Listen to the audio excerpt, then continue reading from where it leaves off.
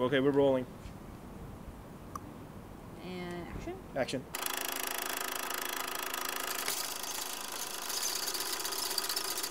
My name is Jessica Reese. I'm a senior in the film program here at the University of New Orleans. When I started applying for the program, when I first started seeing these little things around campus, I was like, oh shit, this is cool. Disney's doing stuff at college, because, you know, college is so much fun.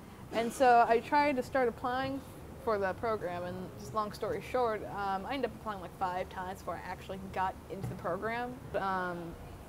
Like when you apply for this program, Disney does everything. They run like criminal reports, fingerprints, background checks, everything. Like any shit that you've done, like if you have jaywalked and got a ticket for it, Disney will find out about it. To understand the predicament I was kind of in, you kind of have to understand how Disney works with their jobs for the college students. They have everything split up into all these different little categories, and they have like quick food service, there's hospitality, there's transportation, there's main gate operations. The main gate operations, that's the one I worked in. I think it was fall of 2010 where I got the letter saying, hey, guess what, you're coming to Disney, and then next semester in spring of 2011. And I was like, oh fuck yeah, I get to go work at Disney, it's gonna be fucking awesome. And then I got there. I got there one day and I was the middle person in this row. So I was the one waving the cars down, make sure they didn't park in the middle.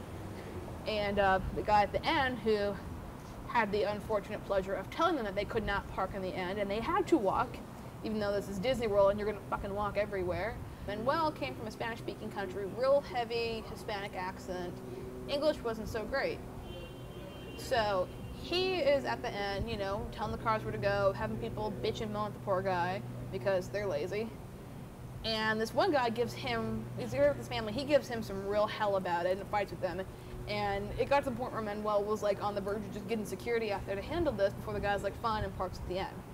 So he parks, you know, turns off his car, gets his little family out of there, starts walking up to the tram so that they can bring him to the park, sees me, and he just looks at me and he tells me, what was it, those damn Mexicans got some kind of nerve telling me what to do. As soon as he said that, I just kind of looked at him and I went, okay?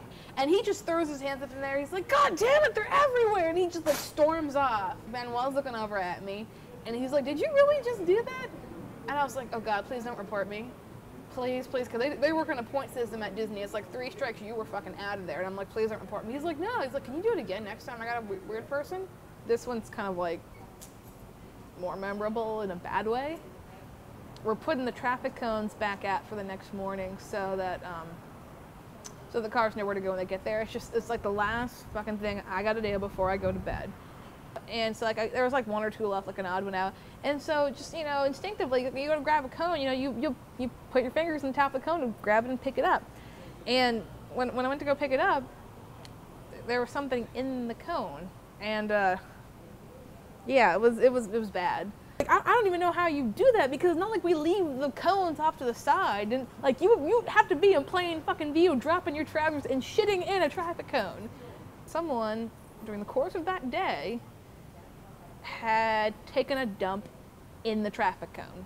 So, you know, I don't know what to do, because I don't even have a handkerchief on me to wipe my hand off with. It's in a giant asphalt parking lot, so I can't wipe it in the grass or anything. So I get on my radio and I'm just completely don't know what the fuck to do, and I'm just trying to call my manager. Ron, we got shit out here. There's fucking shit out here. And he's like, what are you talking about? Where is it? I'm like, it's on my hand. Why is it on your hand?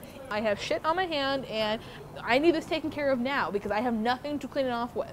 I'm sitting here with the radio on the verge of tears trying to keep upwind of the shit on my hand because I have nowhere else to go with it. And even after they cleaned it when I got home, I still kind of went after myself with the steel wool because I was like, I just don't feel clean enough. I don't feel clean enough. If I had the chance to do it all again, like if I got asked to go back to the program or if I applied again and they gave me a chance to go to Disney World, I mean, like, would I do it all again? Fuck yeah. I do it again.